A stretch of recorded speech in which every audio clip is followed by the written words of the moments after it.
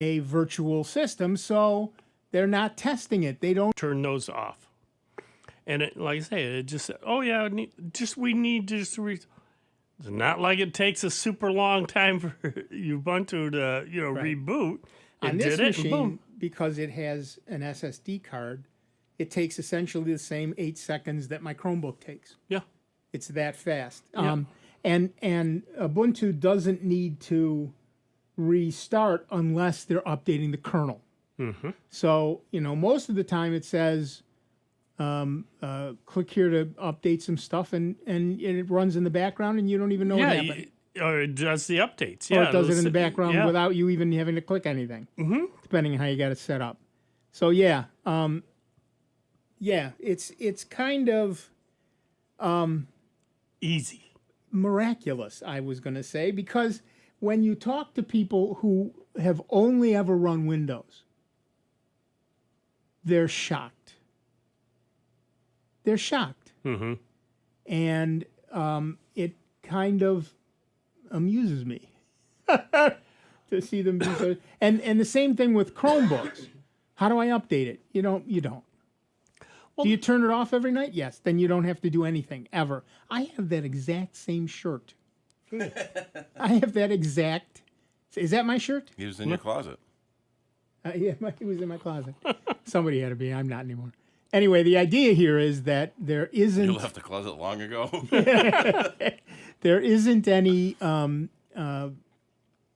issues with updating a Chromebook or any most Linux systems, whereas Macs, I don't think there's a problem, but you do have to go do it manually. Yes.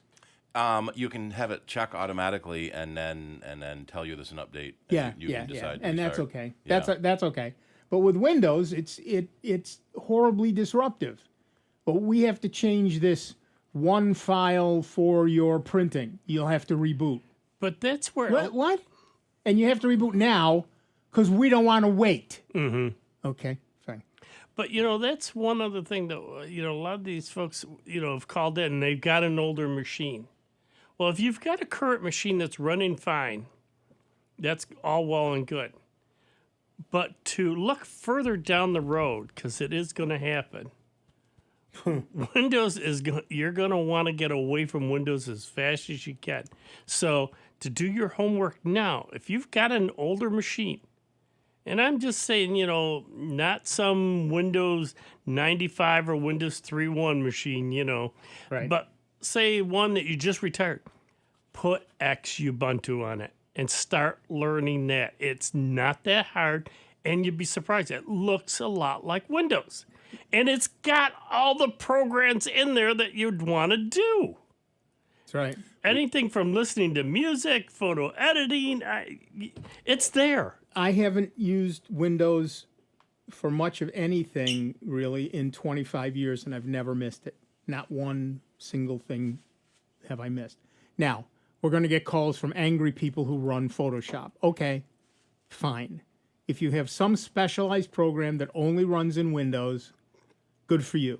Mm-hmm. But for 99.9999999% of everybody, they could. You can, nowadays you can run Chrome OS Flex on an old machine. Hey, speaking of which, is it September? September? I think I'm September. Yeah. On the September CIDR meeting, they're going to have a very special guest who will be talking about Chrome OS Flex. Gee, who might that be? I'm sure I don't Not know. me. It's not Steve. No, it's not you. It's not Steve. I wonder who's left. I don't know. Amelia. It could be Amelia. It could be Amelia, actually. But yeah, I was gonna say. Yeah, she is taught well. Yeah, there's hundreds of old machines that are certified to run Chrome OS. Chrome OS Flex is basically the same operating system as on Chromebooks. It's a Linux-based Chrome OS, basically. And, well, that's redundant. Chrome OS is Linux-based. Anyway, the point here is there's about 400 machines that are certified to run it, to mostly fully. Some don't do Bluetooth or whatever. And I put it on a machine that's absolutely not certified, and everything runs just fine, thank you very much. I was thinking of actually using that in September, Yeah. except it's only got a half a meg camera. Yeah. But so we'll see. But I do want to do it from. We'll see what machine you give me. Maybe Yeah. I'll hang on to it through that meeting, and we'll It's see. not. I don't think it's that old. Good. Then if it'll work, it'll work. Like I But said, so if you've got an old machine sitting around and you're just looking for a Chromebook, Chrome OS Flex is free. It installs very easily. Log in with a Gmail ID and password, and you're in. You're done. It's done. It's done. And Go it hard. updates the same as a Chromebook, and it does everything a Chromebook does. And obviously, you know, it may not have the battery life if it's an old enough laptop. That's not a problem. That's not Chrome OS Flex's fault. That's hardware. yeah. But, you know, But you're getting to use an old machine that otherwise would have probably been tossed out or thrown in the closet and forgotten about. yeah, no, and pay attention to the specs. I will admit that I put Chrome OS Flex on a friend's old machine and spent half an hour trying to get the Bluetooth to work before I finally took a look at the specs and saw there's no Bluetooth. Oops. I'm an idiot. Free Yeah. Bluetooth. Check those things out. Yeah. We had a customer bring a computer in last week because it was running slow. And now we see the Vista sticker on it. Yeah. He had Windows 10. It's 13 years old. Oh, yeah. But it's a Quad i7. It's a 13-year-old Quad i7. But it's got 6 gigs of RAM. Only 6 gigs of RAM? Exactly. So, Now, again, that's Great more than machine for adequate Ubuntu. yeah. for Ubuntu or for Chrome OS Flex. yeah. Not for Windows. Well, that's why I say everybody's got to start thinking ahead, because the only direction Microsoft is going is keep raising the bar on requirements for their systems. Windows 11, even 12. I've heard tell Windows 12 right now is going to be raising the bar a little bit more. Of course it is. On what it's going to need as far as resources. Of course it is. Microsoft has two philosophies. You don't have enough RAM, you don't have a fast enough machine. Yep. That's their philosophy. Apple's Next OS Ventura raises the bar from 2015 to 2017 max. Right. And you know, Apple does the same thing. Yeah. They abandon old machines. Mm-hmm. Now, you can, by the way, if you've got I know this is blasphemy, if you've got an old enough Mac, you can put Chrome OS Flex on that. It's got to be an Intel Mac. So if it's a G5 Mac, no. If it's a PowerPC Mac. There was a PowerPC Linux. There was, and yeah. I don't know that anybody's updated it in decades. Honestly, I don't know. I haven't really checked. But if you've got an Intel machine, you can put Ubuntu on it, or any Ubuntu, any Linux on it, and you can put Chrome OS Flex on it. And if you've been looking at the possibility of a Chromebook and you've got an old laptop, why not play with it? I mean, Yeah. there's no reason not to. To get, like I say, start getting yourself prepared before you get totally fed up with Windows or it bricks your machine.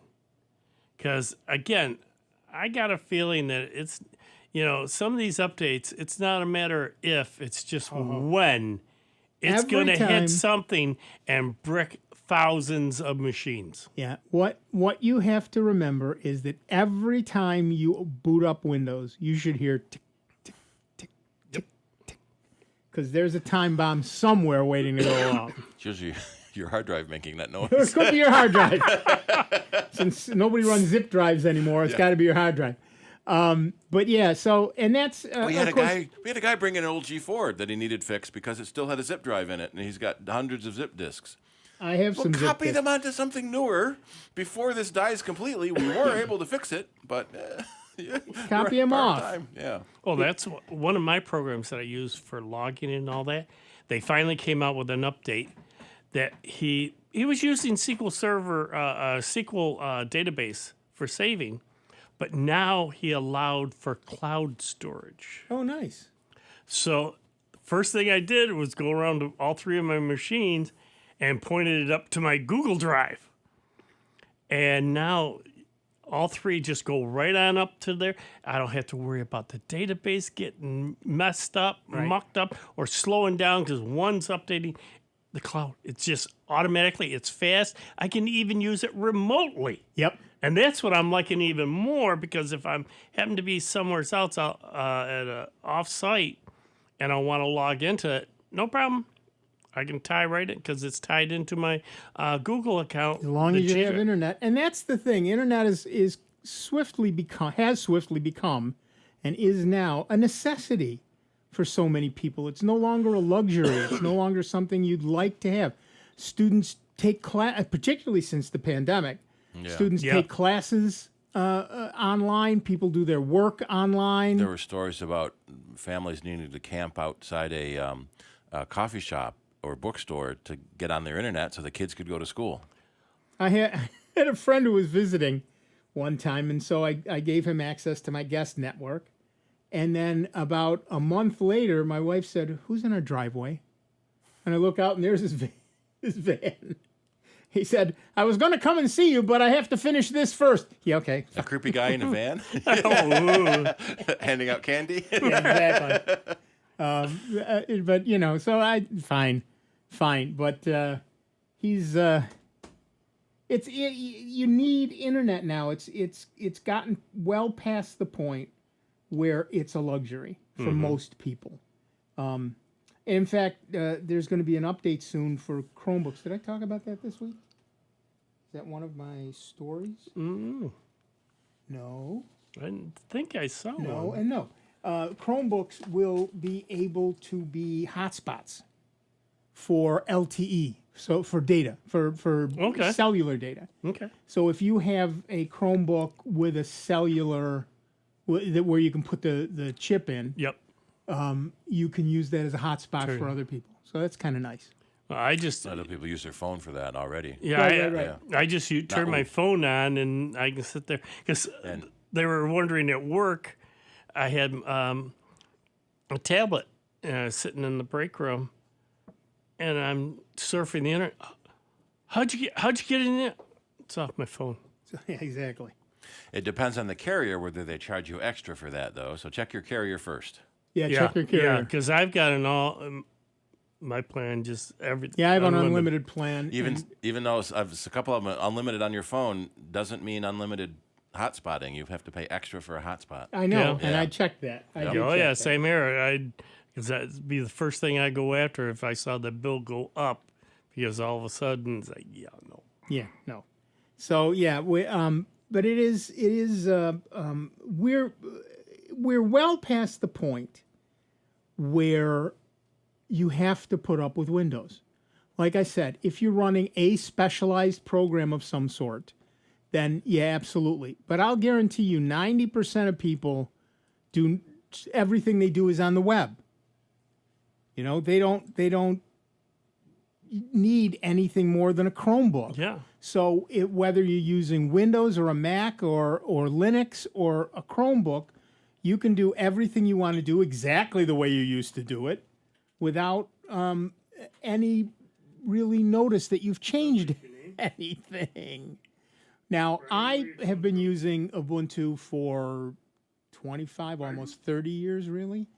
And so I've written a lot of stuff at the operating system level to do a bunch of my back-end work for me.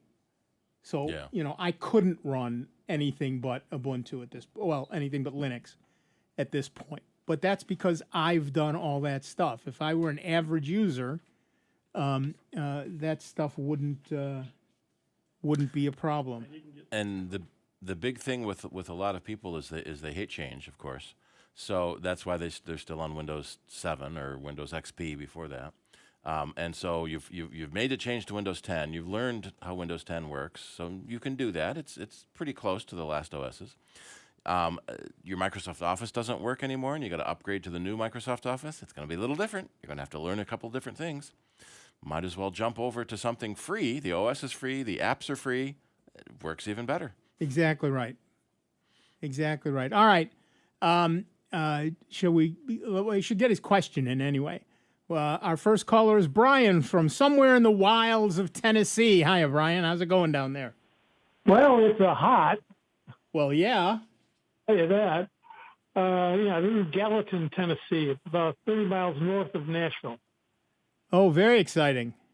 So I'm sitting in my hotel room, talking with you on the phone, and watching you on the tube, on my Nice.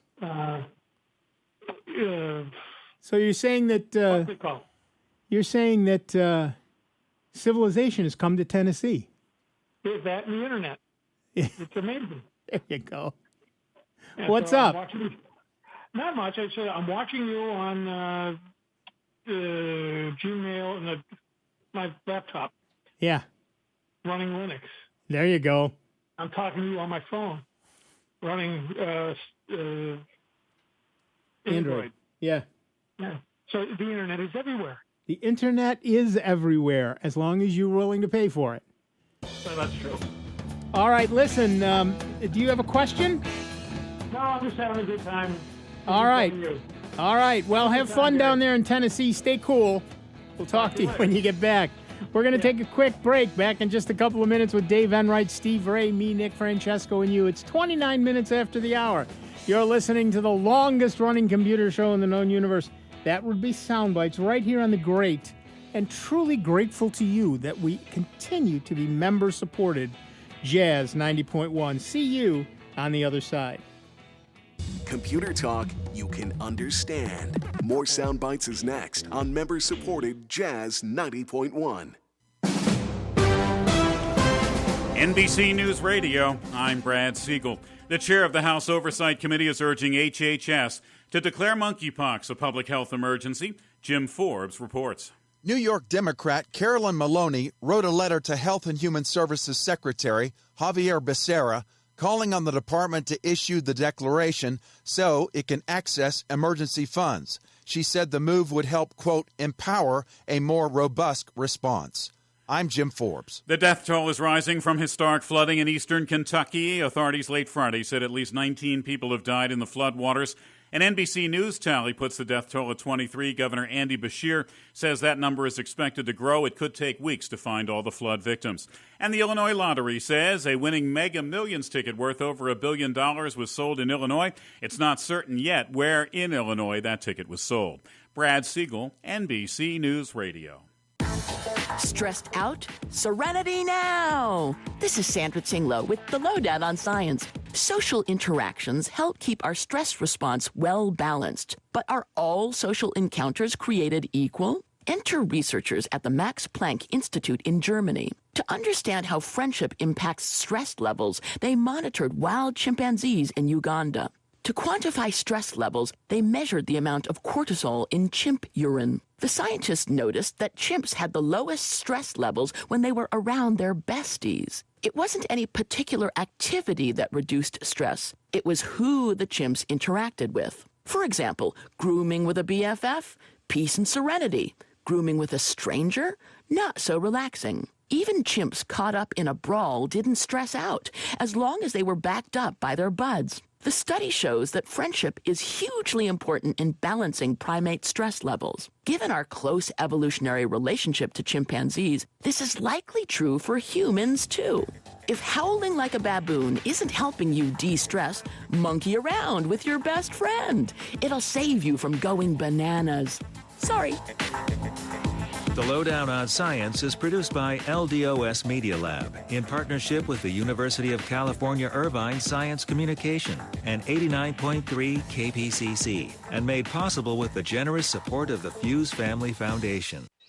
What grows in the forest? Trees? Sure.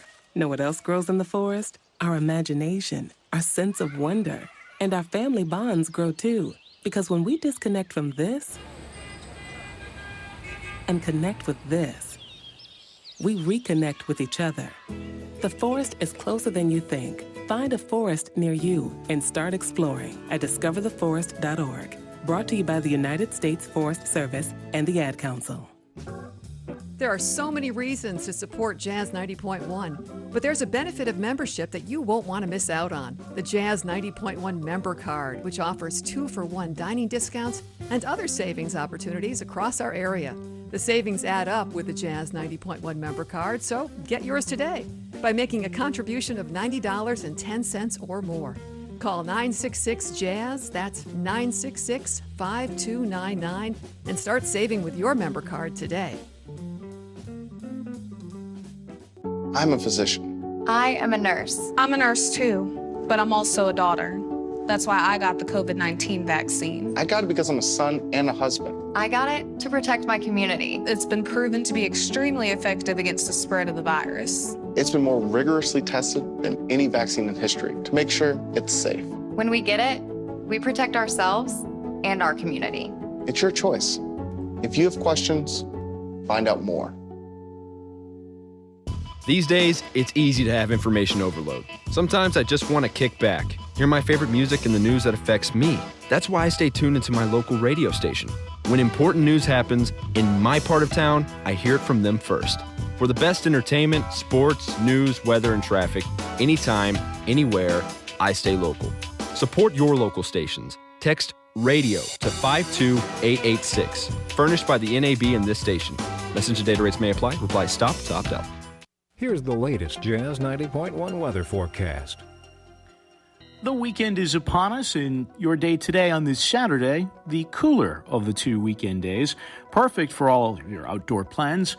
We'll find an ample amount of sunshine and a cool northwesterly breeze. The high temperature into the upper 70s. Really a case of Goldilocks weather. Not too hot, not too cold, just right. Tonight brings a mainly clear sky. It's comfy, cool, and dry. The overnight low temperature into the middle and upper 50s. Sunday offers up a warm-up with wall-to-wall sunshine. Sunday's highs in the mid-80s.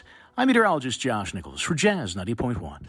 And currently right now we've got partly cloudy skies. It's 72 degrees out at the airport and 78 here at member-supported Jazz 90.1.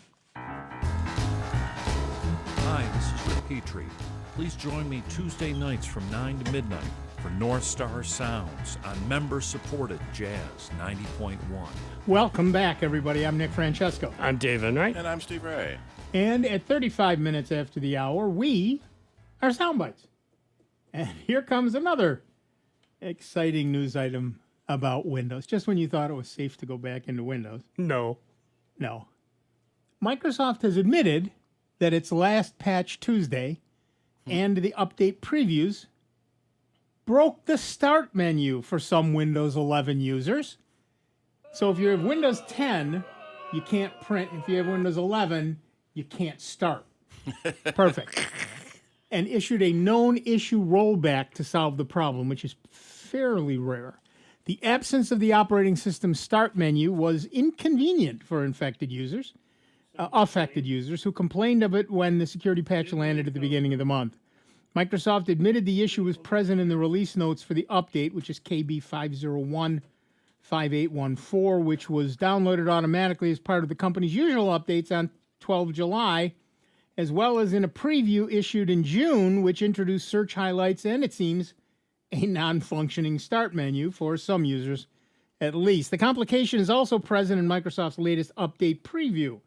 Released on July 21, that preview added the ability for new users to update to a newer version of Windows 11 on startup, because the one time you most want to not be able to use your machine for 2 hours is when you start it. Yeah. It's worth noting that the June update preview also contained a fix for Wi-Fi hotspots that were broken in the previous raft of patches. Not that you can get to them anymore because you can't use the start menu, but they fixed that. It is heartening to see Microsoft continue its rich tradition of fixing one thing and breaking another. As for the problems this time around, Microsoft added this comment to the known issues list. After installing this update, we have received reports that a small number of devices might be unable to open the Start menu. On affected devices, clicking or selecting the Start button or using the Windows key on your keyboard might have no effect. Fortunately for users concerned about the prospect of rolling back the security fixes in the release, the issue has been resolved using known issue rollback, or as Microsoft prefers to call it, KIR. Known issue rollback. KIR. Should be KIL. Right. Yeah, or it should be KILL, but then it's no longer a TLR. TLA, yeah. No, TLA. KIR is a tacit admission from Microsoft that occasionally an update might break one or more of the many Windows configurations out there. This particular regression can be quietly rolled back without hitting other critical updates. Please note, said Microsoft, that it might take up to 24 hours for the resolution to propagate automatically to consumer devices and non-managed business devices. Restarting your Windows device might help the resolution apply to your device faster. So basically turn it off and on again? Yeah. So how's your start menu? Give us a call, 585-966-JAZZ. It's 966-5299, toll free, 1-800-790-0415. It's we laugh, but Steve and I can laugh because we don't use Windows. Dave is weaning himself from Windows so he can laugh. Mm-hmm. But there are a lot of people out there who just are stuck. Well, like I say, I have put it on one machine, and I even had my wife look at it. And she goes, yeah. So, it's like for her, because she just does, the basic stuff, like I said, and photo editing. So I just got to find one of the programs that there she are can dozens. Sit there and manipulate. Yeah, well, that's the thing. That's the problem I got. The problem. There's so many of them out there. Just to do the simple thing is because she found one that she likes with the windows. She can crop and adjust the lighting and everything else to work with the headstones. Right. And it's like, okay, we'll work on that and boom, move her right on over to Xubuntu, get her all set up, and she's good to go because she does Yahoo Mail. She's still with Yahoo, even though I got her with Yahoo. Yeah, right. Even though I still got her with Chrome, but browsing and email, and then her photos. There's one called Photox, F-O-T-O-X-X. Photox. I'll have to check that. Yeah. Which is a digital photo enhancer. So you can reduce fog, change the brightness levels, intensify colors. F-O-T-X-X? F-O-T-O-X-X. There you go. Thank you. Certainly. And certainly, like I said, it's free. It certainly doesn't hurt to try it. I don't know about that. Yeah, exactly. Well, whether I can swing that, Well, check your finances. Yeah. Talk to your wife. I mean, but like we were kidding aside, though, that's the problem that is out there is there are so many programs, literally thousands. Right. There's almost, I would say... 32,000. I was going to say close to... 768. Oh, right. Well, if you're talking about all the files, yes. Yeah. I was going to say close to 100,000 different programs to do various things out there from soup to nuts. And that's just what comes in your distro. There are also a million other programs that you can download from other places. Yeah, you could, if it's not listed there, you just do a search and it goes off. Boom, comes back, gives you the install, the tar to do it. And away you go. And installation instructions are like 3 lines. You're done. Yeah. Not hard it's pretty at all. simple. Anyway, we should go to the phones. Poor Jim from Irondequoit has been holding patiently. Hi, Jim. What's up? Well, I have a question. I don't know how to transfer a large file via the internet, email. And when I try to look for help, they talk about the cloud and the Dropbox and all this stuff, and most of that stuff is, I have to admit, is beyond my knowledge base. Yeah, the short answer is you can't send a large file through email. They're limited to about 5 megabytes. So you have to use a third-party web service. So do you have one of those things that you're just talking about? Well, Dropbox does have a free version. Google Drive also has a free version. Google Drive has a free version. Apple iCloud, Microsoft OneDrive. If you have any of the cloud drive services, then they have a free sharing option built in. That's the point. I don't know anything about the cloud and the Dropbox. All right, so am I stuck? No, Dropbox is easy. Well, just hang on a second. What's your email address? Do you have a Gmail account or a Hotmail account? Yeah, I have a Gmail. Then you have a Google Drive already, free as part of your Google account. Okay. What you can do is instead of going to gmail.com, you can go to drive.google.com. Or when you're on Gmail, there's that little rectangle of squares. You can go into your Google Drive, and you can make a public folder, or you can make a link to a file. So you can upload a file to your Google Drive, and then send a link to that file to somebody else. And they can download it. And that's called sharing a file. We will post instructions on how to do that. But you're already using the cloud. You're using Google's cloud with your Gmail address. Okay. Yeah, okay, I'll give it a try. Like I said, I use the computer probably 8 hours a day to do things, but when I get when a problem like this comes up, something simple, I'm a miserable failure. Well, that's only because you haven't figured out how to do it, and we can help you do that. Steve has posted a link on our website at soundbytes.org on how to handle that.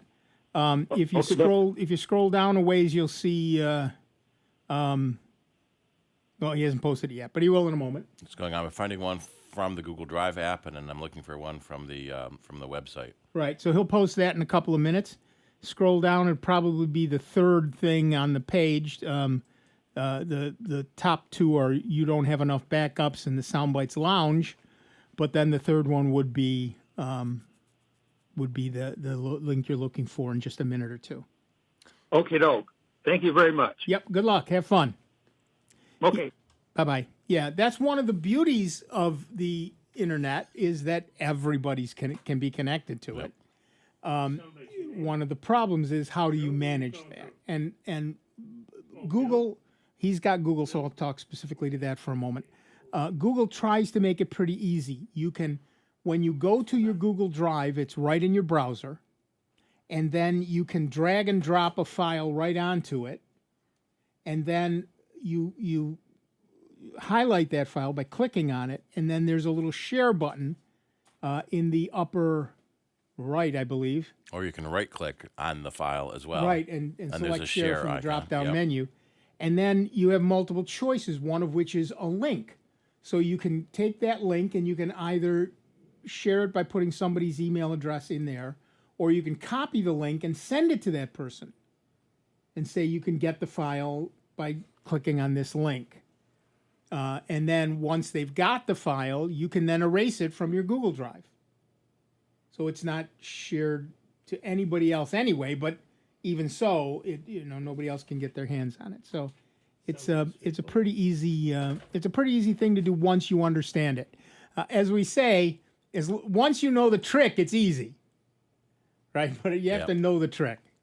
Apple has a system using iCloud so that you can use the Apple Mail app and it will send large files through iCloud up to 25 gigs. Right. And the person at the other end automatically gets a link. I am trying to find if Google has a file size limit like that too, because they may automatically attach to your Google Drive.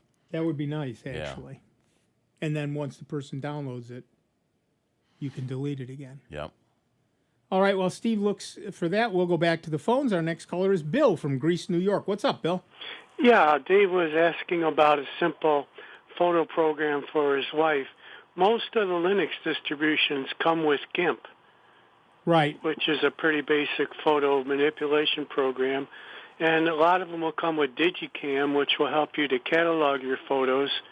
And if she's taking raw photos instead of JPEG, there's a program called Darktable, which is a combination of Photoshop and Lightroom. Right. Yeah, right. no, her stuff is all JPEG. Well, then GIMP would do it fine for her, and if she wants to organize it, Digicam will organize and also do some of that basic editing. Okay, cool. Right. Thank you very much. Yeah, right. It depends on what it is you're doing with it, as to which of those programs work. Well, from what he was talking about, either GIMP or Digicam would work. Right, exactly right. Yeah, no, that sounds good.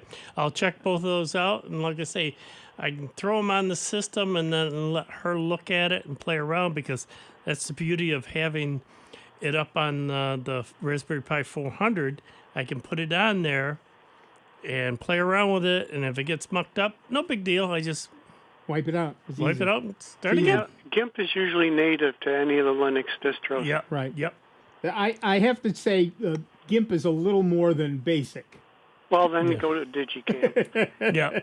But if she just wants to do cropping and lightening and darkening, GIMP will do it for her. GIMP will do it. Digicam will do it. Photox will do it. Yeah, absolutely. There's lots of programs that will handle it, and really, that's the beauty of Linux.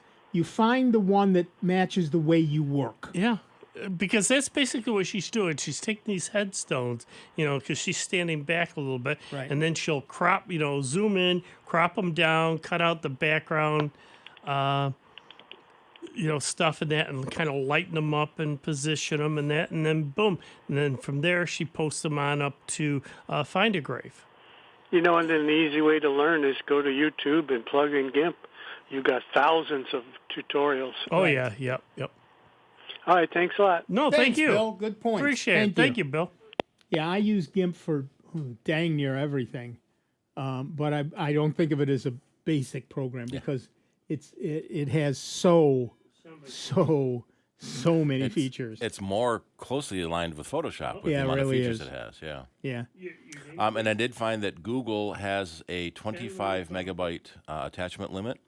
And if you upload something bigger than that, it automatically makes a Google Drive link for you. Oh, very nice. That's very nice. I did not know that. I like it. So if you use the Gmail website, can automatically do that. If you're using a mail app like Thunderbird or Apple Mail, it won't do that. Right. All right, back to the phones. Our next caller is Ken from Rochester, New York. What's up, Ken? Hi, fellas. How you doing today? Peachy, how are you? I'm in the peach myself. There you go. I want to order the rest of the summer today. Oh, no kidding. Oh, was it beautiful? Yeah. Anyways, I shouldn't be too proud of that because we got a lot of friends and family that are hurting in other places in the country. So, weather. Anyways, my question pertains to your Chrome OS Flex. Yes. Like I've always said, sometimes I get to thinking that it's dangerous. The Chromium Chrome. Yeah.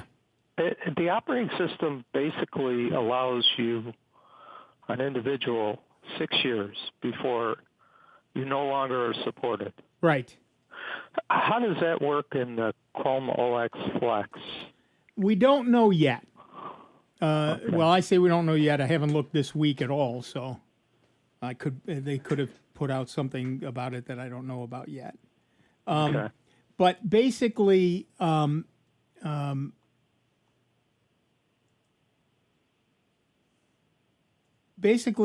you get the same kind of look. Here's the deal for everybody else. Here's the deal with Chrome OS on real Chromebooks. You get between 6 and 8 years of updates, and then it's no longer going to be updated. It doesn't stop working. It just no longer gets new features. And I guess I get it. 6 to 8 years is a decent amount of time. So that makes a kind of a sense to me. Chrome OS Flex is also from Microsoft now. Google. Excuse me, from Google. I was just looking something up, and the word Microsoft was right there in front of me.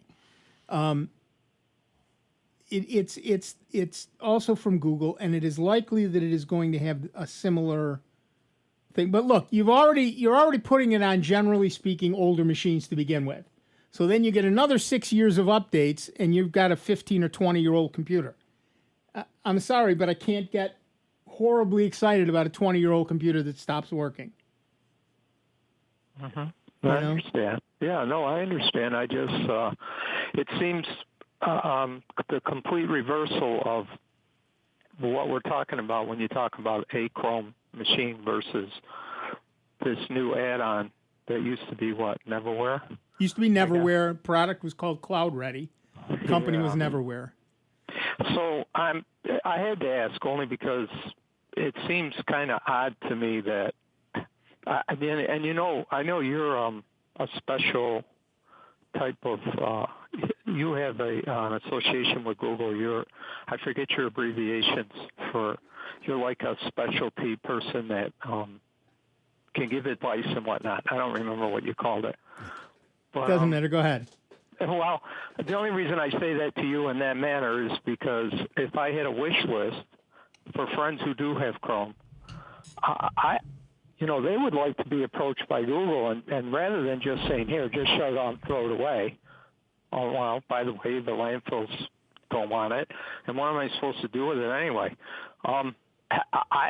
They say to me, why don't they at least offer me an opportunity to say, look, we can't support you past this point monetarily, which is their assumption.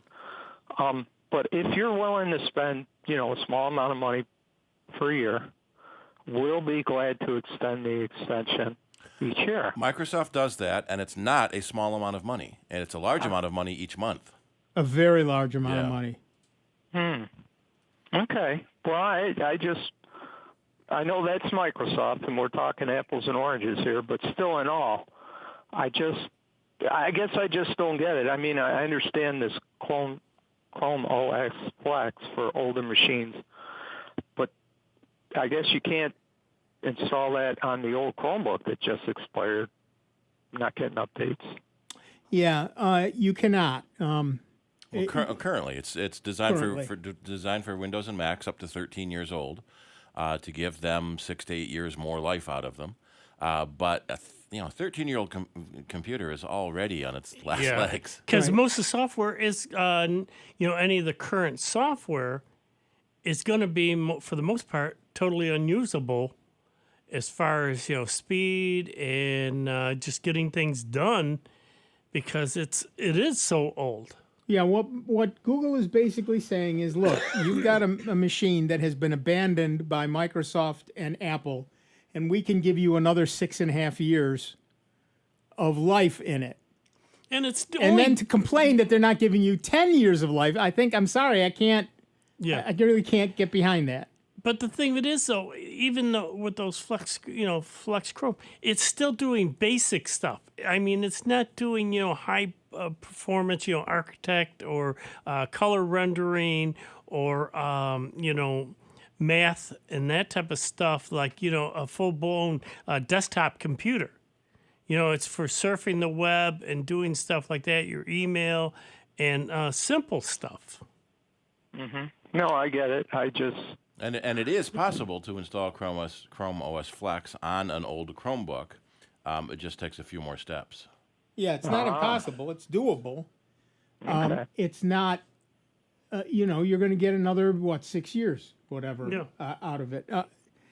But it's unsupported. Doesn't mean you can't use it. It's just you can't call Google for help. Yeah, it's an old, slower machine. Most of the time, you can't call Google for help anyway. You can't call Microsoft for help anyway. Right. That's why we're here. Right. All the independent service providers handle those things so that the large companies don't have to.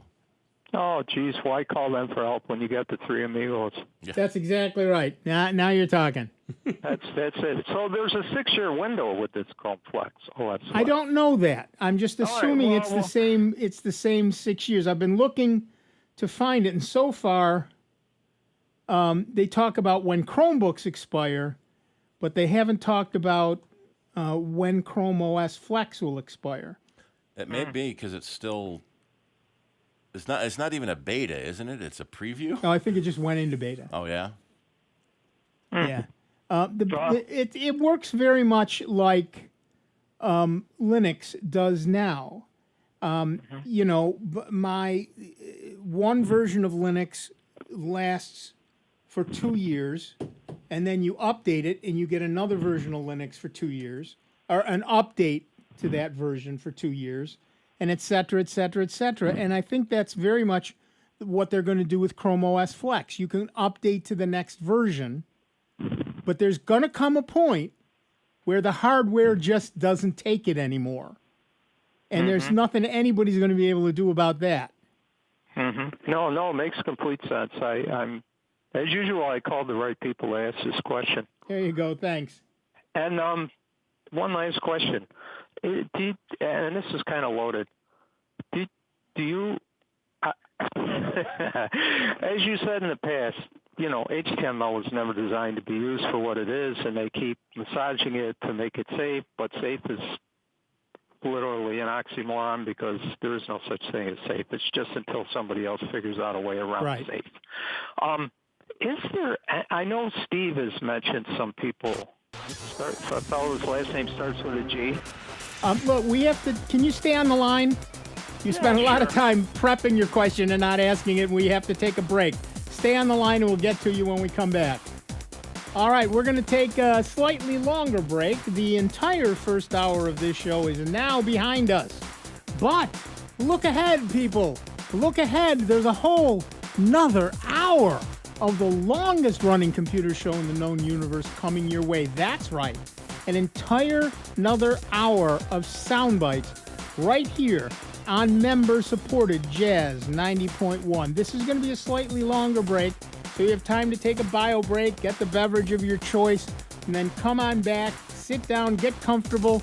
Even in Gallatin, Tennessee, there's got to be comfort there somewhere. And then we'll be back to give you a whole lot more sound bites on member-supported Jazz 90.1. See you on the other side. Online 24 hours a day, 7 days a week at soundbites.org. More with Nick Francesco, Dave Enright, and Steve Ray next on member-supported Jazz 90.1. WGMC Greece Rochester, a public service of the Greece Central School District, Jazz 90.1. Online at jazz901.org. News Radio, I'm Julie Ryan. Someone in Illinois may be waking up a billionaire after a single winning ticket won the Mega Millions jackpot. Lottery officials say one ticket sold in Illinois matched all 6 numbers in last night's drawing. The New York State Health Department is declaring monkeypox an imminent threat to public health. Now there's pressure to get vaccines to end the outbreak. Governor Kathy Hochul says more doses are coming, but it could take 4 to 6 weeks. Former President Trump is ripping a potential prisoner exchange with Russia for WNBA star Brittany Griner. She went in there loaded up with drugs into a hostile territory where they're very vigilant about drugs. They don't like drugs, and she got caught. Speaking on the Clay Travis and Buck Sexton show, Trump said she went into a hostile nation with drugs. Trump asked why the U.S. is supposed to get her released in a swap for Russian arms dealer Victor Bout. Trump said the trade doesn't seem good. Julie Ryan, NBC News Radio. What if the music stopped? If the familiar voices were silenced? If there were no breaking news updates? What if your companion and connection to your community came with a monthly fee?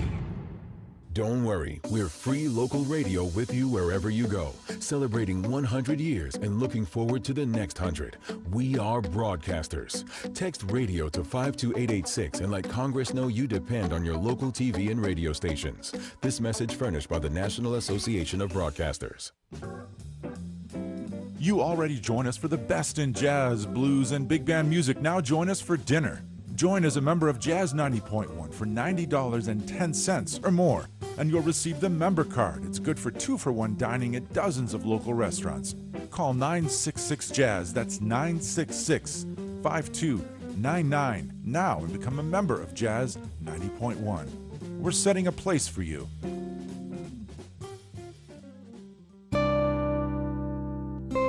Here's another I Love New York travel tip.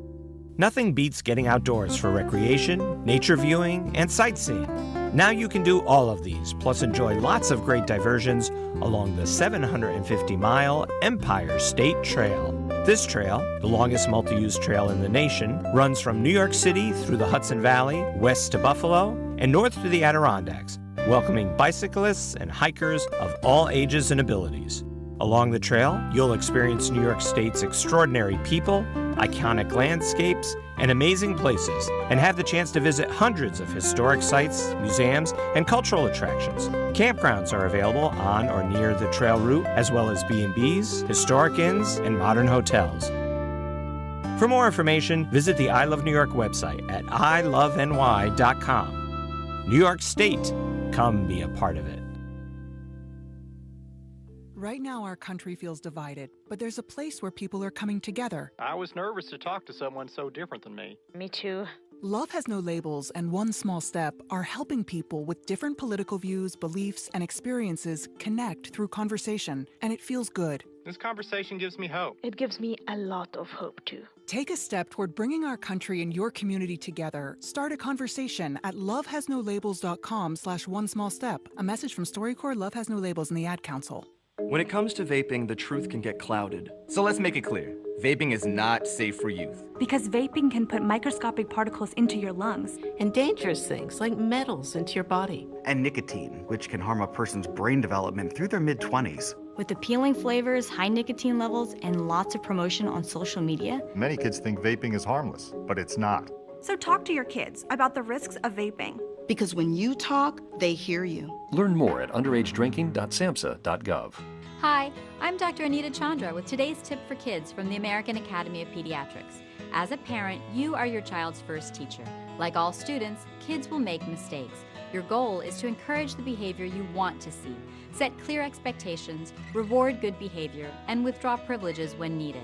What doesn't work is spanking. It only increases the risk your child will be aggressive. For more strategies on child behavior, talk with your pediatrician or visit healthychildren.org. Welcome back to America's longest-running computer show, Sound Bytes, on member-supported Jazz 90.1. Get online now. Call 966-JAZZ. That's 966-5299. Toll-free 800-790-0415. Or submit your question by email at soundbytes.org. Once again, here's Nick Francesco, Dave Enright, and Steve Ray on member-supported Jazz 90.1. Welcome back, everybody. I'm Nick Francesco. I'm Dave Enright. And I'm Steve Ray. And at 5 minutes after the hour, you are hurtling headlong into the second hour of the longest-running computer show in the known universe. That's Sound Bytes, right here on member-supported Jazz 90.1. And we have Ken on the line. Okay, Ken, so what's the question? Well, the question is, Steve had alluded to a fellow by the name of Steve Gibson in the past. And there was something about a new protocol that he had created, but you didn't really go into any depth. And that pertains to my question. Is there any hope? Is there any possibility that we could potentially see someday a more secure, more elaborate, more beneficial form of what we're utilizing now that perhaps may not only supersede HTML and HTMLS, what is it, secure HTMLS? HTTPS, yeah. I always mix them up. Is it possible, you think, sometime? Sure. They're making changes all the time. Google has a new protocol that they're working on. Microsoft has a protocol they're working on. Everybody's got a standard, as Steve says. Yeah, that's one of the things about standards is there's so many of them to choose from. And each different thing has their own standards. So there's web standards, there's mail standards, there's file standards, there's login standards, there's encryption standards. What a lot of the industry is trying to do now is simplify login to eliminate passwords, because so many companies get breached and your passwords are lost that you have to keep making up new passwords all the time. And you're not supposed to use, well, you shouldn't use the same password on multiple sites, because when that site gets breached, the bad guys know your password and will try all the other sites. People think they need to remember their passwords easily, so they make them too easy for the bad guys to guess. And so they're trying to eliminate passwords. So Steve Gibson at Gibson Research Corporation, grc.com, came up with a system he calls Squirrel, Secure, Quick, Reliable Login, that uses QR codes on your phone to log into websites to prove your identity instead of using a username and password. The FIDO Alliance is a group of companies, including Microsoft, Google, and Apple, that are working on something similar, and they're coming up with the same answer that Steve already did, 5 years ago? Yeah. But hey, they're a big company. He's just one guy. So that moving forward, it will be more safer to log in places, especially when you're logging in to buy things, so there's money on your account, without needing a secret for the other end to keep, and the other end always loses. So we're working for something like that. The problem is there's always what's called a downgrade attack, that if you try to log in to a website with the new service, a bad guy can intercept the traffic, claim this site doesn't support that service, and it goes back to the old way, which can be broken into. And so we're running into that with mail. There are several ways to encrypt mail between you and the other end. But all it takes is one mail server along the way to say, I don't support that protocol, and it goes back to plain text. So each company encrypts it themselves. So your Google Mail is encrypted between you and Google, and then it's decrypted to go on the rest of the internet. And unless they're also in Gmail. Unless they're also in Gmail, right. Same thing with Apple, Microsoft, Yahoo. It's crossing the mail provider boundaries that we are working on different security protocols. And so far, the problem is these downgrade attacks. You have to get every mail server in the world, millions and millions of them, to upgrade to this new service, or people will stop getting their mail because their mail server is too old. Right. We're already seeing that with Google. Google and AOL and Yahoo, AOL and Yahoo are kind of the same company now. They have started their less secure apps that if you're running an old mail program that doesn't support the latest security, they are turning off support for less secure apps. So now you have to either upgrade your mail program to something new enough to have the better security, or you have to create an application-specific password for each application on each computer that you want to connect. And it's a pain for the user, but that's kind of the side effect of sticking with Windows 7. You can't log into Google anymore without upgrading to a better program. And that's the problem. The newer OSs and the newer programs have better security. Too many people haven't upgraded. This goes back to the question of, is Chrome OS Flex going to be updated forever? There comes a point where the protocols change so much that we just can't support the old thing anymore if you want to stay secure. So, for example, right now, I can send totally encrypted email from my computer to Dave and my computer to Steve, right? The problem is we all have to be using Thunderbird. We all have to create private and public passwords, and then we all have to exchange those public passwords. In person, usually. In person, usually, which is not that hard for us. We can do it on a Saturday. Or Steve Gibson has said, naked, in the middle of a giant field with nobody around, covering your heads with a sheet so no one can read your lips. Right, exactly. And then once we've done that, I can say, okay, I want to send this to Dave, and I want it to be encrypted. But look at all the work that went into that. Most people don't want to have to do that. Yeah. Most people don't know how to do that. And so the question is, how do we make it secure and easy? And that's the thing that's taking so long. I think the word to sum it up is seamless. Yeah, exactly. Right. Seamless and simplified. If you have to jump through hoops, no one's going to do it. All right, so I have a thought. I don't want to keep you on the line because you got lots of other oodles of friends that are going to call in and whatnot. Our friends, all of us who are in the family. Right. That's what I'm hoping for. I'm hoping that we can get to a point to where some entity, I won't draw any lines. Somebody comes up with something new that's so new, it's like the creation back in '69 or whenever it was that actually took place. Right. Which was by accident, you guys keep mentioning, which scares the hell out of me. They actually intentionally say, look, this new procedural thing, almost like a regulation for the internet, what are the governing bodies or whatever that define the HTML and what goes into it. That states, look, we've got this thing. You don't have to do all that stuff, Nick, that you just said. It's like, bam, it's seamless.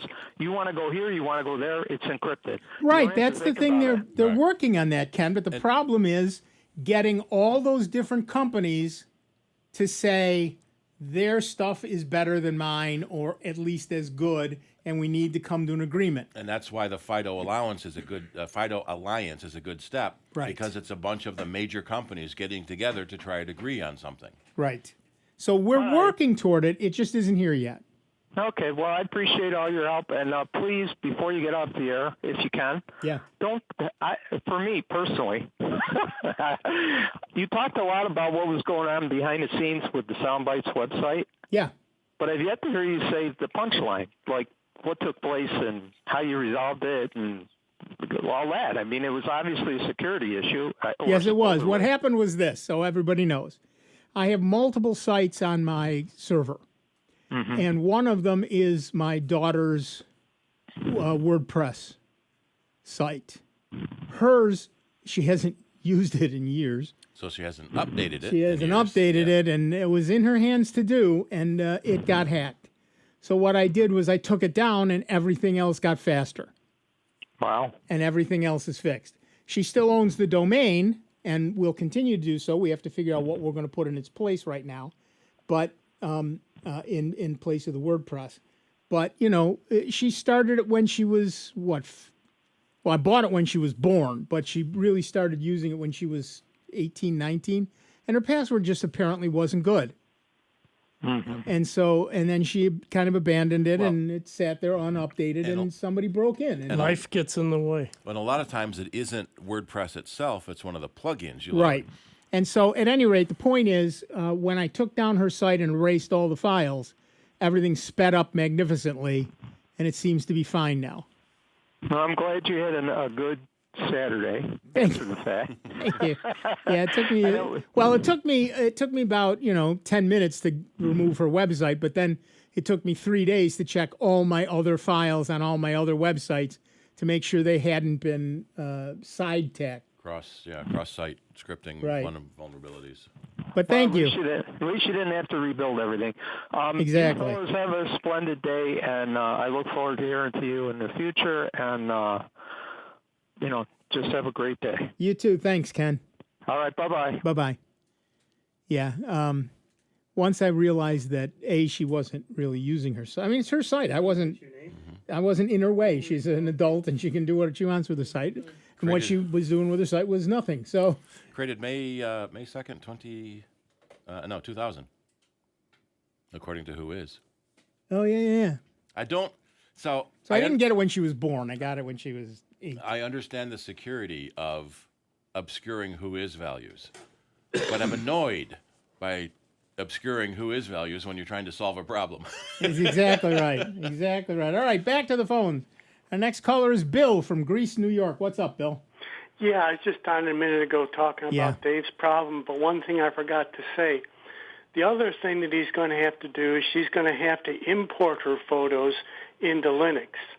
And there is a very nice app for doing that. It's called Rapid Photo Downloader. When you plug in your card, it'll find your card. You click on it to download it. It'll download it and put it in a folder by year, month, and date. And it will not download doubles in case they're already in there. Super. Thank you. Great. Okay. Thanks, Bill. All right. Bye. Yep.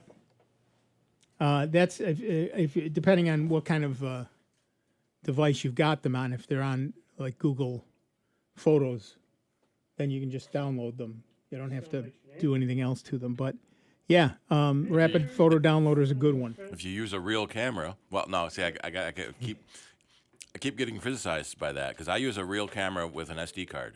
It's a digital camera. It's not a real camera with film. Right. It's not a real camera. Yeah. Well, you know what they say. The best camera is the one you've got with you, and everybody these days is carrying at least one camera in their phone. Yeah. The YouTube channel Smarter Every Day got a unprecedented tour of Kodak and how they make film. From, like a truckload of plastic pellets coming in one end and film going out the other end. He finally updated part 2 6 months later. Yeah.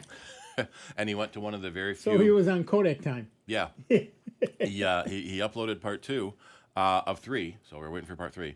That will, and he went to one of the only companies left in the country that it still develops film. Right. And they buy these film developers used, being decommissioned. Usually, he said, usually from some big conglomerate in Europe that's getting out of the film business, and so they can refurbish them and still get it. Finding the chemicals is tricky, so they sometimes have to go to chemical suppliers and then make their own developer fluid. Yeah, that was one building that I did work at Kodak that could only claim their claim to fame within this building. It was called PNS, powder and solution. The raw product came in, but when it left, it was a sellable product. Yep. And it was all the chemicals needed to develop the film. So raw came in and boom, pallets went out. There was people there putting together the old tri-packs, but we had all the chemicals that you needed to develop any kind of film, whether it was movie film or down to your home studio, and using Dectol for black and white. I used to develop my own film. I had a little dark room and enlarger. And getting those chemicals was ludicrously easy back in the day. Yeah. It was hard not to find them available. I worked at Kodak a couple of summers in college, and one summer I was on the production line packing film. So I would we were on the professional film line, so I'd get these big rolls of film. I'd put them in the light-proof bag, put them in the box, and put the box on the pallet. Nice. Pick up the next one, put it in the bag, put the bag in a box, and put it on the pallet. Yep. Pick up the next one. For 8 hours. For 8 hours, yeah. When you worked at Kodak, in the dark. It cost you I think it was $2 for the year. You could belong to the camera club. Yep. And you had full use of their photo labs. And there's all the black and white paper you wanted to use. You only had to pay for the chemicals, which was 25 cents. But all the facilities were there for the developing and printing of all your photos. Yep. Yeah, my dad got to bring home a lot of the... and you could rent cameras, too. Yeah, my dad worked for Kodak for 40 years, and he got to bring home a lot of the experimental cameras in pre-production. Nice. So we tested some of the first instant cameras that came out before they were available to the public, and the camera was free, the film was free, the processing was free. They just wanted to look at the photos and run their experiments on them before they give them back to us. Right. Sure, fine. You're fine. We're not taking pictures you can't look at. So now when my folks moved out of their condo, my sister and I had to go through all of those slides. Oh, that's exactly right. That's exactly right. All right, back to the phones. Our next caller is Larry from Rochester, New York. What's up, Larry? Good afternoon, guys. I have a question. I recently had my Wi-Fi modem by Spectrum replaced. It was bad. I set it up and went back into the Spectrum app, called Spectrum in some place on the planet, and they got my new modem on the line and everything. But what I decided to do is plug my iMac directly into the Ethernet and then let the Wi-Fi run everything else in the house. And, of course, there's the Xbox games, there's the TV for picking up Sling, and there's the phones and all of this stuff. What I found is yesterday when I got all of this done, Wi-Fi was dropping out every now and then. And so I'm curious as to whether or not having the iMac plugged directly into the Ethernet modem is somehow interfering with the Wi-Fi modem. It shouldn't unless you have Wi-Fi hotspot turned on the computer, which is not something you typically have on by default. No, I don't have that. No, I don't have that turned on. Yeah, it shouldn't do that.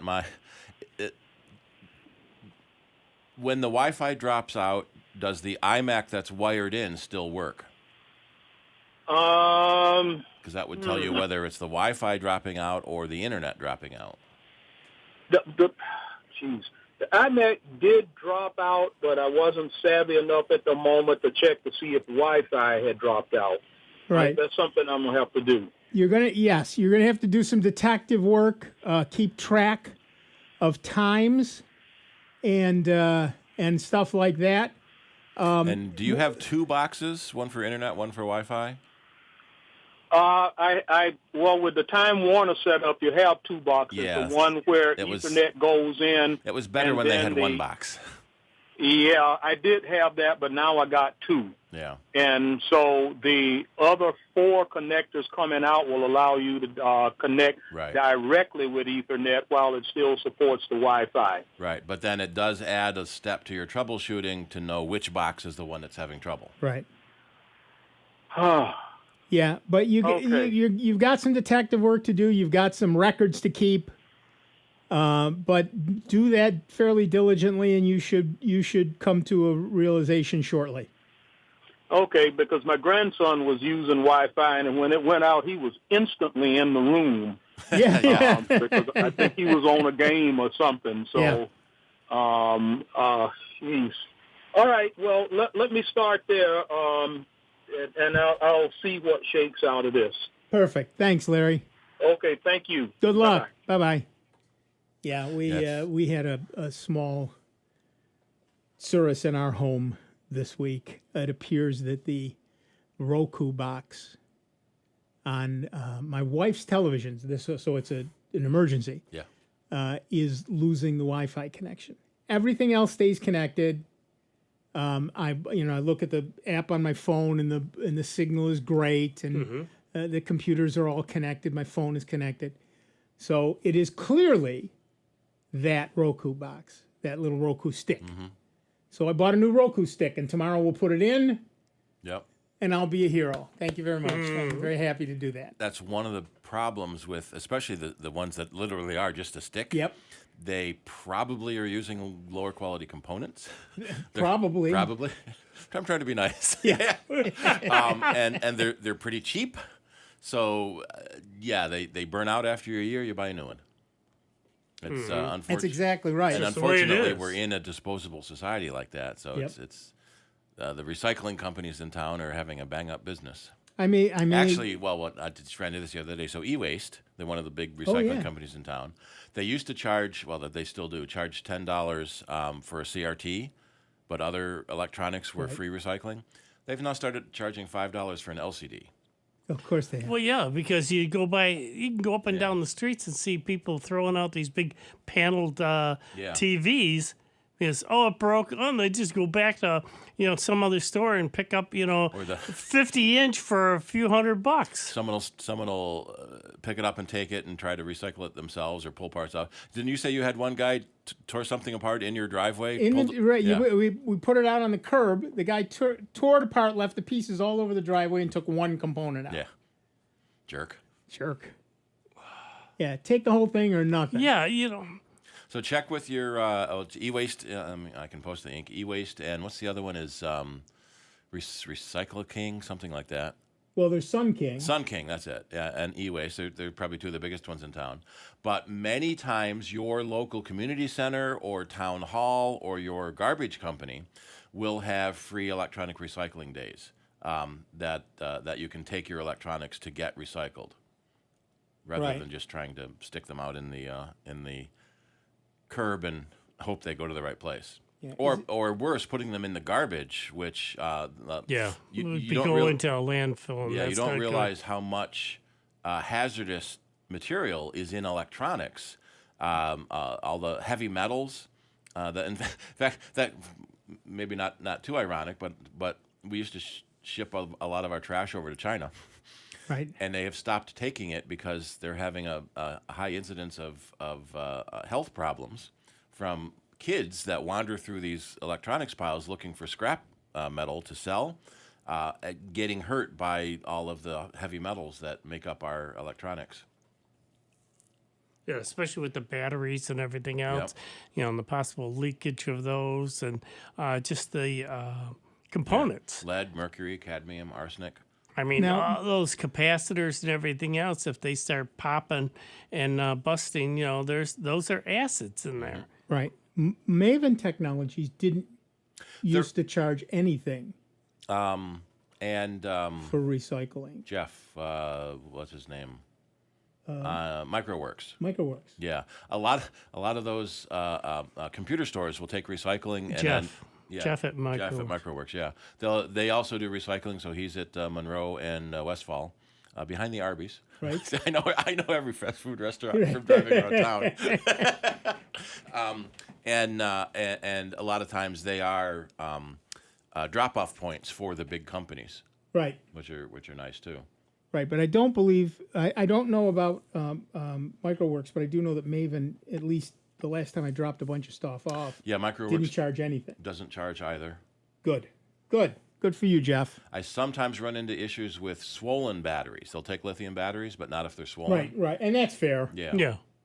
You know, that's that. Yeah, Batteries Plus on Jefferson Road will take used batteries in unless they're swollen. Yeah, well, that's what I mean. Just on circuit boards and all that, you could have capacitors and all those other components in there that have gotten heated up, and because you'll see on the top of them, usually there's like a little K or an X, and those will pop. And then you got all that acid and fluid, and, that's not good. And that's a health hazard. And throw that into the landfill, and then you wonder why the land and everything else gets contaminated. Yeah, Apple has a program for their own devices, and a lot of the major PC makers do too, where you can return your Apple device to Apple, and they have a robot, there's Liam and Daisy, who take it apart and recycle all the pieces in it. And Apple makes a big point out of when their new products on how much recycled stuff goes back into making the new product again. Right. All right, we're going to take a quick break. We'll be back in just a couple of minutes with Dave Enright, with Steve Ray, with me, Nick Francesco, and with all of you. So give us a call. We've got a whole lot more of the longest running computer show in the known universe coming your way. That's Soundbites right here on the great member-supported Jazz 90.1. See you on the other side. It's America's longest-running computer show. Back to more Sound Bites with Nick, Dave, and Steve. Next on member-supported Jazz 90.1. NBC News Radio, I'm Julie Ryan. Someone in Illinois may be waking up a billionaire after a single winning ticket won the Mega Millions jackpot. Lottery officials say one ticket sold in Illinois matched all 6 numbers in last night's drawing. The New York State Health Department is declaring monkeypox an imminent threat to public health. Now there's pressure to get vaccines to end the outbreak. Governor Kathy Hochul says more doses are coming, but it could take 4 to 6 weeks. Former President Trump is ripping a potential prisoner exchange with Russia for WNBA star Brittany Griner. She went in there loaded up with drugs into a hostile territory where they're very vigilant about drugs. They don't like drugs, and she got caught. Speaking on the Clay Travis and Buck Sexton show, Trump said she went into a hostile nation with drugs. Trump asked why the U.S. is supposed to get her released in a swap for Russian arms dealer Victor Bout. Trump said the trade doesn't seem good. Julie Ryan, NBC News Radio. Don't let a lack of space or poor soil stop you from growing blueberries. Plant a few in containers and enjoy their flowers, fruit, and fall color. Hi, I'm Melinda Myers, horticulturist and gardening expert. Blueberries prefer moist, well-drained, acidic soil. Most of us don't have this type of soil. We can, however, create the ideal conditions with a quality potting mix, or make your own with a combination of sphagnum moss, pine bark, and rice hulls, or perlite for drainage. Incorporate a slow-release fertilizer like Milorganite that provides needed nutrients for 6 to 8 weeks. Grow 1 blueberry in a 5-gallon pot with drainage holes. You only need 1 plant to have fruit, but growing 2 blueberry plants more than doubles the harvest. Select a blueberry suited to your growing region or one of the newer compact blueberry cultivars like Jelly Bean or Perpetua that produces a summer and fall crop. Check out our website for this and other gardening tips. Jazz 90.1 is supported in part by Summit Responsible Solutions, a manufacturer of organic, all-natural mosquito control products under the Mosquito Dunks brand name. Mosquito Dunks can be used in ponds, bird baths, rain barrels, or wherever water collects. Non-toxic to people, pets, fish, birds, and other wildlife, Mosquito Dunks are available at local and national garden centers everywhere. Information on how to control mosquitoes can be found at summitresponsiblesolutions.com. Jazz 90.1 is supported in part by our members and by animal repellent Plant Skid. It's organic and safe for use on fruits and vegetable gardens, as well as trees, shrubs, and flowers. Plant Skid uses odors associated with predators, encouraging animals like deer, rabbits, bulls, elk, moose, chipmunks, and squirrels to dine elsewhere. Information on how to protect plants from animal damage can be found at plantskydd.com. That's plantskid.com. Mama, what does the chicken say? Dog. Cat. Giraffe. Giraffe, really? Giraffe. You're not going to get it all right. Just make sure you nail the big stuff, like making sure your kids are buckled correctly in the right seat for their age and size. Get it right. Visit NHTSA.gov/the right seat. Brought to you by the National Highway Traffic Safety Administration and the Ad Council. Jazz 90.1 weather. The weekend is upon us, and your day today on this Saturday, the cooler of the two weekend days, perfect for all your outdoor plans. We'll find an ample amount of sunshine and a cool northwesterly breeze. The high temperature into the upper 70s. Really a case of Goldilocks weather. Not too hot, not too cold, just right. Tonight brings a mainly clear sky. It's comfy, cool, and dry. The overnight low temperature into the middle and upper 50s. Sunday offers up a warm-up with wall-to-wall sunshine. Sunday's highs in the mid-80s. I'm meteorologist Josh Nichols for Jazz 90.1. And currently right now we've got 75 degrees out at the airport and 81 here at member-supported Jazz 90.1. Hi, this is Ray Seraphin. Join me Saturday mornings for the Polka Bandstand Show from 10 a.m. till 12 noon on member-supported Jazz 90.1. Welcome back, everybody. I'm Nick Francesco. I'm Dave Enright. And I'm Steve Ray. And at 34 minutes after the hour, we are Sound Bytes. And we have Jim from Brighton, New York, right here on the line. What's up, Jim? Hi, Jim, turn your radio down, please. Turn your radio down, please. Just a second. Let me get my computer turned off here. Turn your radio down. Okay, how's that? Better. Yeah, there you go. What's up? Okay. Steve just mentioned a store called Batteries Plus on Jefferson, and it's been closed for about a year now. I don't think there's another one in our area. That must be the last time I tried to take batteries back, and they wouldn't because they were swollen. Yeah, right. Sorry about that. Well, I don't know why they closed. It's too bad because it was the only one around. Right. The other question I had was when a Chrome OS system, one that picks up on an old computer, has passed its 2-year mark, is all of your data in the cloud so that if you wanted to update with a new version, you could just bring your data back from the cloud? Yeah, that's the beauty of that. All of your, unless you specifically save something on your computer, on your Chromebook, say, unless you specifically do that, it all lives in the cloud anyway. So, and by the way, okay, two things.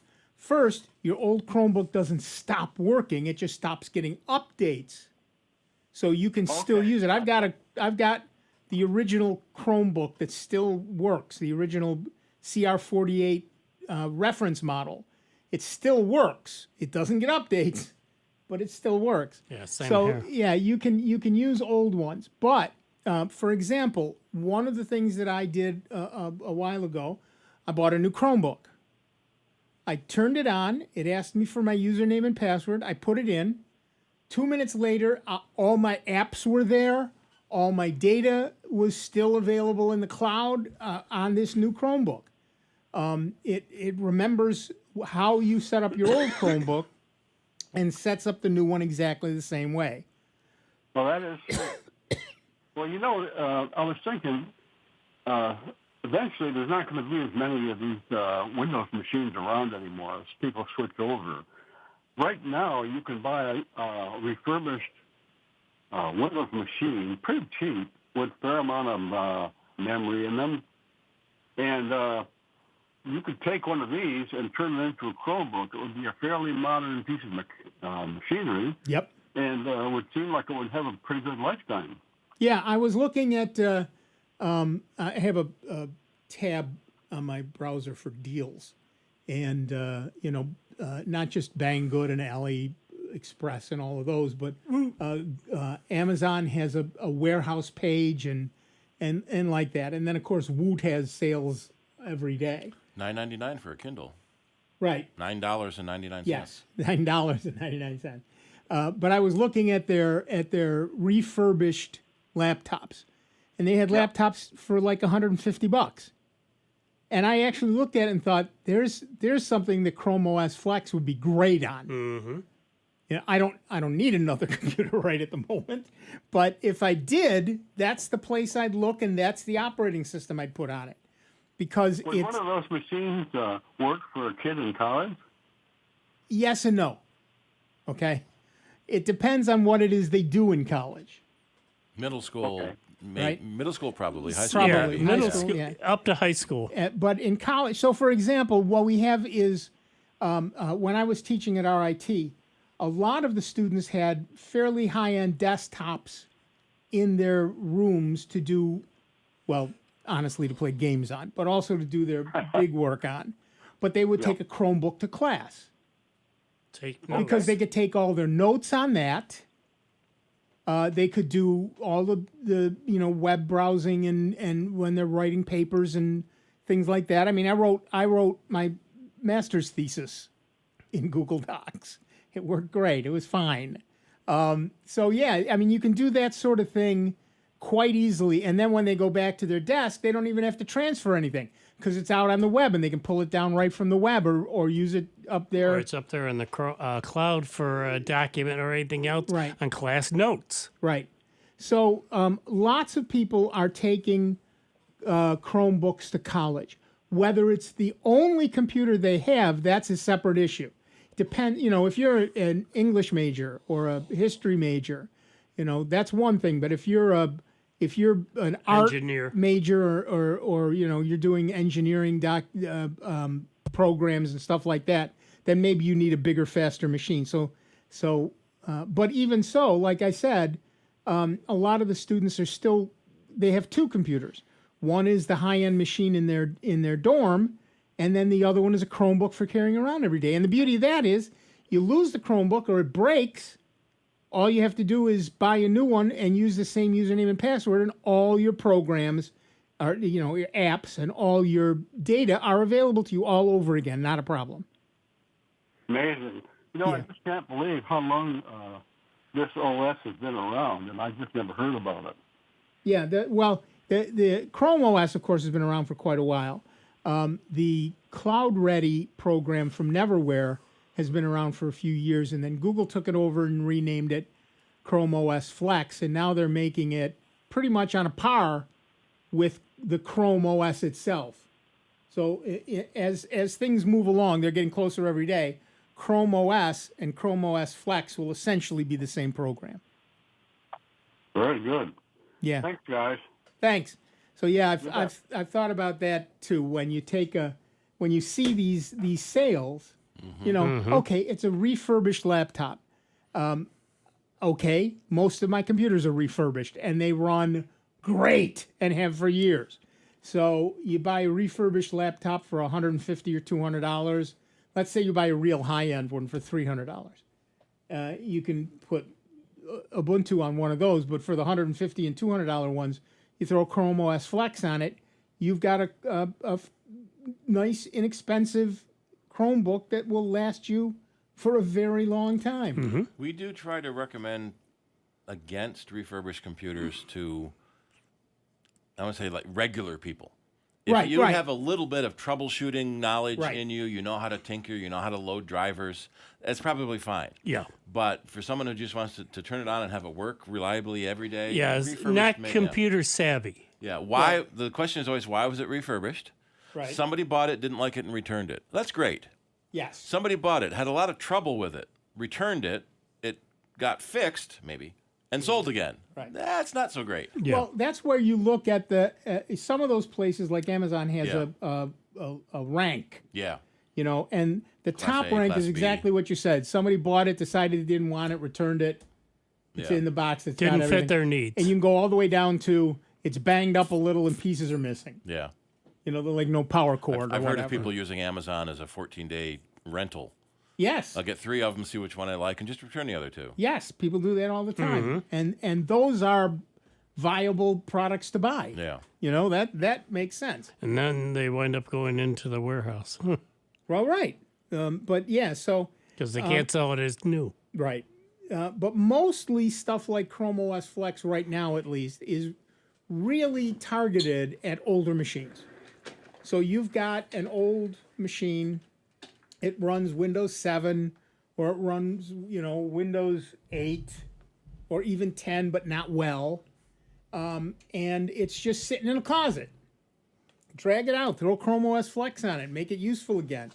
Everybody needs a second computer in the living room to look up IMDb. Yeah, while you're watching that. Who was that? Or like I said, try putting Xubuntu on it, because if you're a Windows lover and you want to slowly get away from Windows, because you're going to want it down the road, play with it now and learn it now, to where, all of a sudden, Windows just doesn't work for you and everything else, and now you're forced to, whether you want to or not, learn another operating system. Right. Just to get a little practice under your belt. It's the best way to do it, because, if you mess it up, you just start over again. It's a old machine. It's sitting on the side and you're playing with it. It's not your everyday machine. Right. Right. So for many people, their everyday driver is still working, but that second machine that's been sitting in a closet, if you can it's got enough RAM and stuff, you can throw Xubuntu on it. If you don't want to be bothered learning a new thing, throw Chrome OS Flex on it, and you're on your way. And that works with PCs and with old Macs and Intel. Yeah, well, the reason I say trying the Xubuntu is because if you do have other programs that you run on it that don't run on, say, the Chrome, you can go either way, and you're going to be set. Do some looking ahead planning and getting yourself in position so you're not all of a sudden in panic mode. Oh, I got to do this or do that, and my machine just went south. Right on me. So yes, and this is an important thing to remember, and we've talked about this before. If you're the sort of person who spends all their time doing web-related stuff, going to websites, doing web-based email, Googling, YouTube, Netflix on your computer, that sort of fare, then Chrome OS will do you just fine. If you have specific programs you need to run or you want to run, like I said, I've written over the years many programs that automate stuff for me. They run on Linux, and most of them nowadays run on Python. So I tend to put Xubuntu on any laptop I get, because then I can use it to do all of that stuff. But if I'm giving that laptop, and I do take old laptops, put stuff on them and give them to people, refugees and stuff. I tend to put Chrome OS Flex on them now, because it's easy, it's quick to learn. User-friendly. It's user-friendly. You don't have to worry about proper updates and is this going to work, is that going to work. Just you boot it up and it runs every single day. Well, that's why the school systems have now gone from PCs and Macs to Chrome, because they're easy, just a quick wipe out and start for the next school year or maintenance. They don't, excuse me, like we've said before, the Chromebooks, they don't have to worry about the spyware, the malware, any virus, getting attacked and everything else. Chromebooks are just rock solid, knock on wood, that, they work for them. Right. And they're easy to maintain. A system op can just sit there and do a blanket, turn them all on and just, boom, do a blanket wash and reinstall them. So when the students come in for the next school year, they set up, boom, the fifth graders, the curriculum is already loaded there for them, and away they go. Right. And for individuals who don't really need to worry about that, there's the fact that it's just quick and convenient and easy. And again, like I said, unless you're using programs that specifically require some other operating system, whether it's Windows or a Mac or Linux, then a Chromebook will do everything you need to do and do it inexpensively and quickly. Yeah, I mean, why would you mess around with updates that break your machine Again. Again and again and again. Well, especially also, you can even put the apps that you have on your phone down onto these machines. Right. Whether, they're games or, apps for doing your calendars or whatever. I run on my Chromebook, which is a higher end Chromebook because they do all of this at once. I run a bunch of Linux apps like Thunderbird on my Chromebook.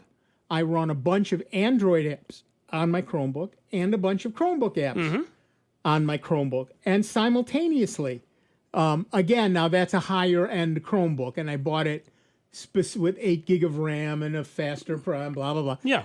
Specifically because I knew I was going to be wanting to do all of those things. You had a need. But the point is, you can get a Chromebook that does all of those things. Mm-hmm. So yeah, it's easy enough.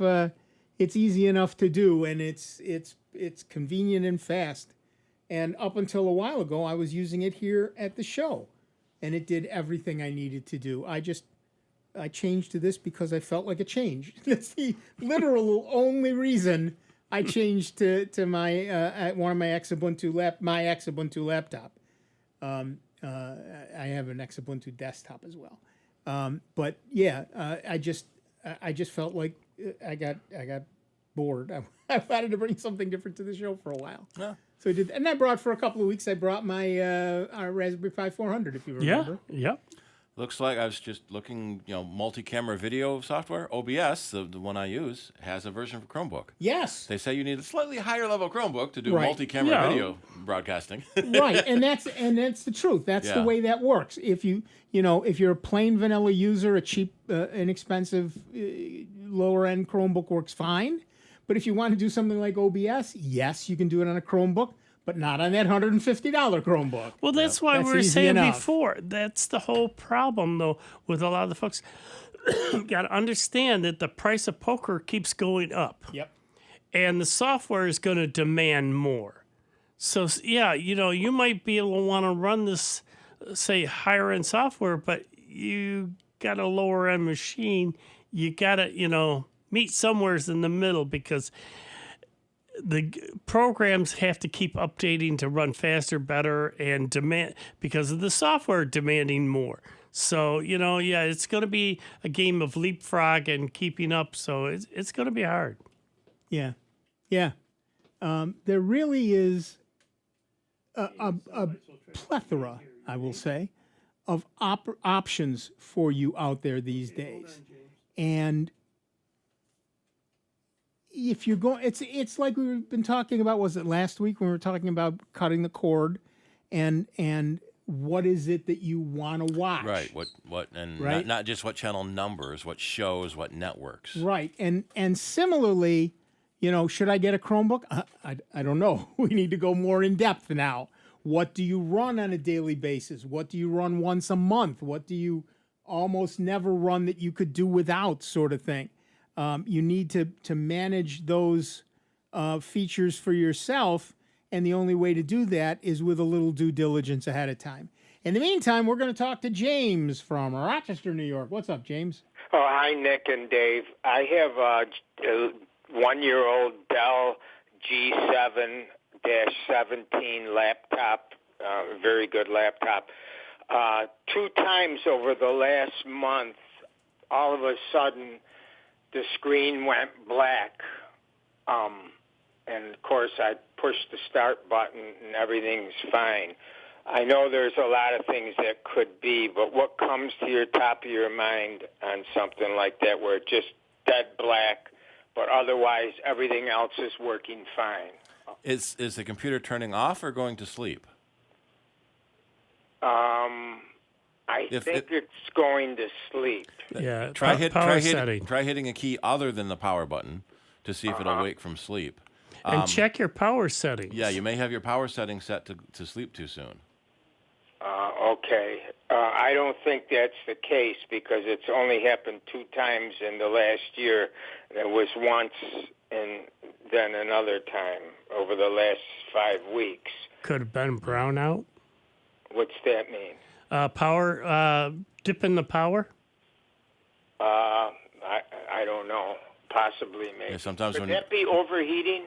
No. It could.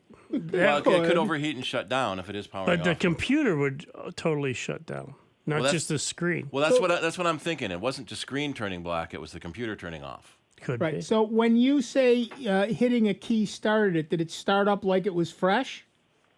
No, I hit the upper right, the normal power on button, and it came back on, and I punched my code in 1010, and it didn't do a fresh start. It took me back. Like it woke up.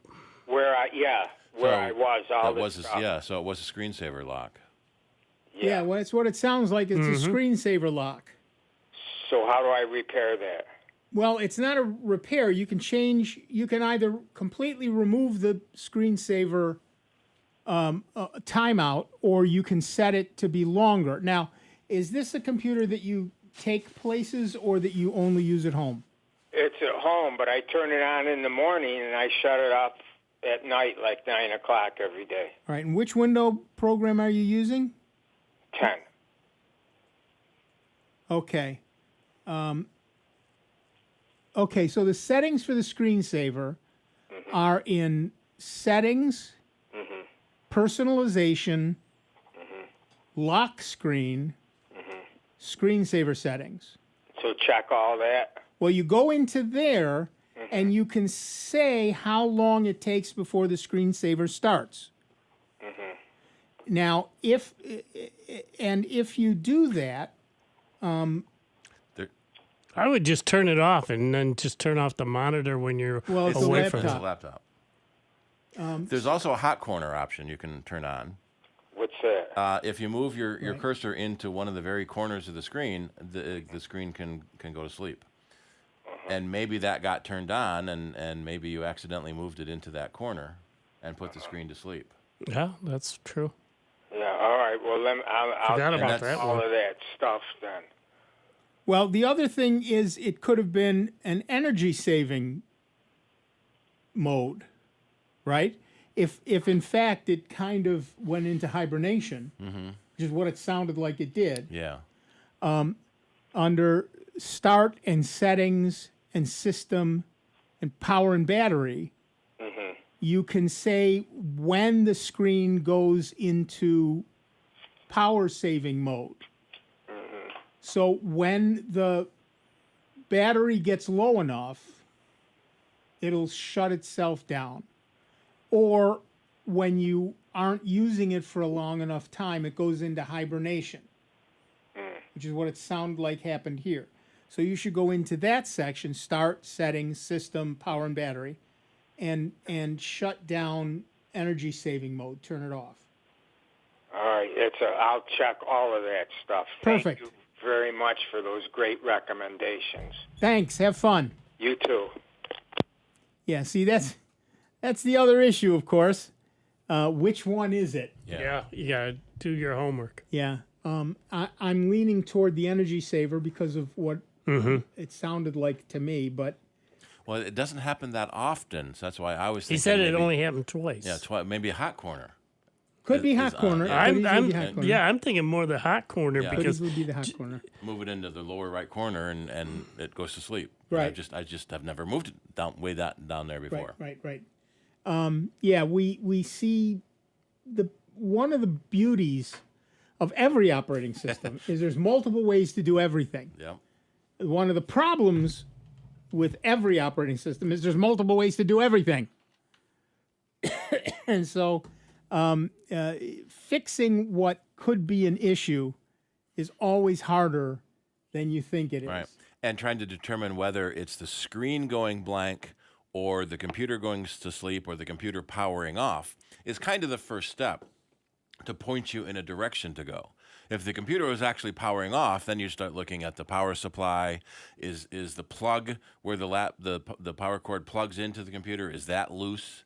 And maybe Or at the wall. Or at the wall, and maybe the battery was just getting low and the plug wasn't in tight yet. Right.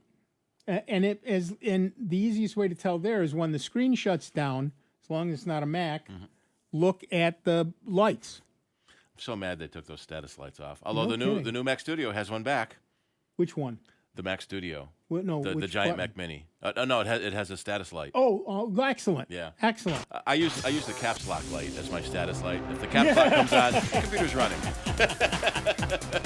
All right, that music signals the fact that you have just wasted 2 hours of your life that you will never get back listening to the longest running computer show in the known universe. That's right.